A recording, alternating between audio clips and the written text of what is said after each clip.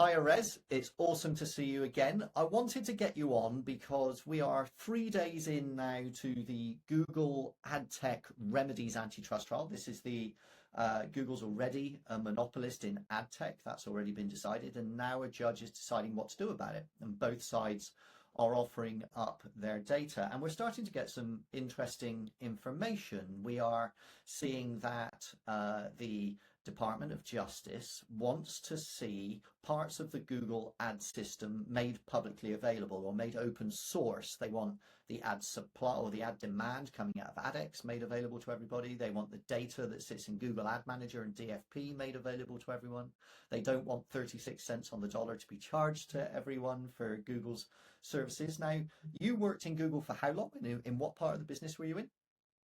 I was there for 13 years, and I probably spent about 10 years in the former DoubleClick world, about half of that time on the AdX buy-side business, so connecting into DSPs, including DV360, and then on the DV360 business, where I was in charge of sort of a lot of the SSP relationships, getting them integrated and upgraded.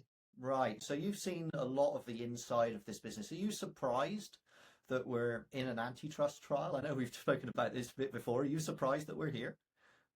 No, not surprised at all. I saw like the growing, not just the growing market share, I would say overall of both of those sides of the business, but they grew together.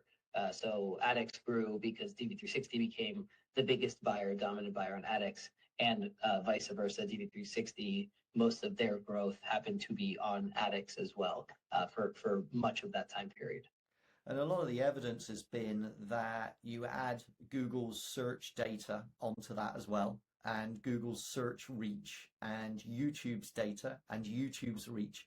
And eventually you get to a point that there's kind of one company that's the infrastructure of the monetization of the entire open web, right? Yeah, there's a lot of advantages they had, but I think most, maybe not most importantly, but one of the ones that I was really adamant about, remain adamant about, is being on the buy and sell side at the same time. And so that conflict of interest, I think, was apparent, and it showed up, and I think is one of the key reasons that there's sort of that lack of competition and innovation even within Google, and then not permeating outside into the industry. That's a really interesting point. So yesterday in the evidence, there was quite a lot of, there was a Google it was a DOJ witness, but an ex-Google employee executive who basically said that there was massive internal competition within Google between the DFP team and the AdX team, and these two were fighting with each other. And he was really dismissive of the DFP team, just saying, "Oh, they don't do anything. They're lazy." But over here in the AdX team, they were really energetic. And so you can see that it's not a happy ship necessarily internally as well, right? And the innovation isn't taking place as people are trying to drive profits rather than better products, perhaps.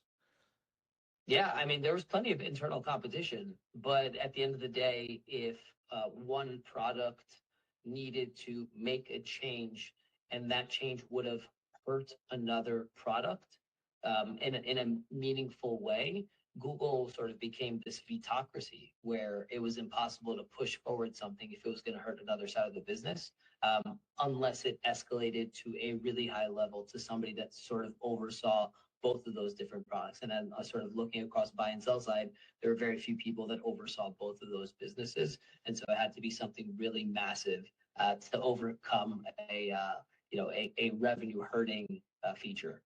And right, okay, so you kind of hit the nail on the head for my next question there at the end of that. So what came first, product or profit? Oh, well, depends on when.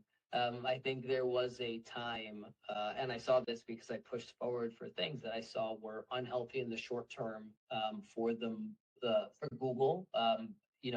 They were unhealthy for the market in the long term, and Google would need to make a change in the short term that would potentially hurt it or reduce the amount of revenue that it would gain. And Google was willing to make some of those changes for some time. But at some point, the tolerance and the patience for short-term pain for that long-term gain really eroded to nothing. Yeah, so the company, it's been very clear in the evidence that Google is a profit-driven company with very clear objectives, which is what it's meant to be, right? It's funny. I was asked on stage recently by somebody, if I was at Google, what would I tell them? And I said, well, I'd say congratulations, you just won like everything. The result of being a monopoly is the fact that you won at capitalism. You went all the way to the end of capitalism and won. Congratulations. It's just that if there's nothing left, there's nothing left, and innovation starts to go on the back burner. Yeah, I don't blame anyone there. Everyone did exactly what their incentives, individual incentives, organizational incentives, and what the company's incentives were. This is what capitalism is. But because they had that dominant power, they weren't, curtailed at all by what normal market forces would create the competition and would prevent them from doing things that hurt the market, at least in sort of an enduring way. And so that's why I've been adamant for some time that I do believe they are too powerful and that needs to be sort of contained somehow. Yeah, and I think again, there's another word there that we should use more and more often, which is incentives, right? Companies in a capitalist society will do the things that they're incentivized to do, and they'll do it with enormous hunger because that's exactly what their shareholders want them to do. And so if the incentive is monopoly, then eventually you go to monopoly if you're incredibly successful. The piece that, I'll leave, we can leave on this, but my worry here, and the reason that I'm perturbed, obviously I'm looking out for the best interests of the publishing market. I think the publishing market thinks that this case is taking place and they are peripheral to it. I don't think that's right. I actually think the publishing industry is quite a major part of this. It gets mentioned more than any other industry in all three of these antitrust trials. And so I think the publishing industry is kind of deluding itself if it thinks this isn't actually about trying to create a vibrant open web where content is created, monetized, and audiences get a better experience and there's better innovation. I think that's true. But the number that's really leapt out for me is this number with regards to where the dollars that Google transacts on the open web actually go. And so if you look at the breakdown of the financials of the business, it's got its search ads business over here that we know is a monopoly. It's got YouTube, which currently isn't in any of these antitrust trials. It might be in a future one. Then you've got network ads, and network ads is where all of the publishers and all of the open web lives. And it's always a stark number, but I want to keep repeating it so people realize that 92 cents on the dollar of all of the hundreds of billions of dollars of advertising that Google transacts, 92 cents on the dollar goes to Google owned and operated businesses, and only 8% goes to the rest of the open web, including every publisher in the world. That's an astonishing number, and it's been diminishing quarter on quarter on quarter for 3 years.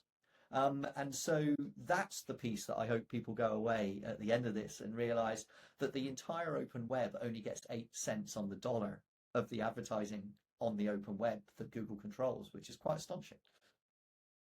Yeah, and if you think about how much of that is their profit, it's even a much smaller percentage because of the margins that they get on their O&O compared to the network business. And so thinking about how much they care about this, I think when they got into this business, it was something exciting and something they felt like they needed to be part of because it could have been a threat if they weren't in there and they only stuck to what they had, especially before YouTube became what it is today.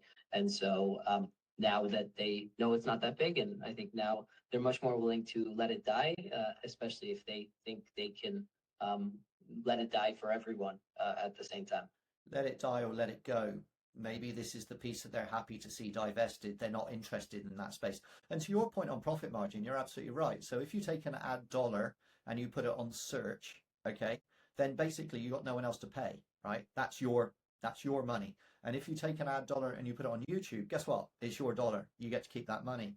If you move it onto a third-party publisher, that dollar, you get 36 cents for the fee, okay, but the rest of it goes to the publisher, right? So to your point, it's a tiny margin business that it's been involved in for a long time, but its afterthought is the rest of the open web's only thought.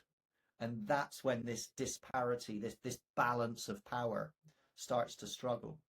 Erez, it's been amazing, mate. I'm so happy. Let's keep checking in. Thanks so much for your insights today. And let's see what happens at the end of this one. The last antitrust trial didn't exactly go our way, right? We were a bit surprised by that one. Yes, I know. Crossing our fingers. Cross our fingers, mate. Thanks so much for joining us. Catch you next time.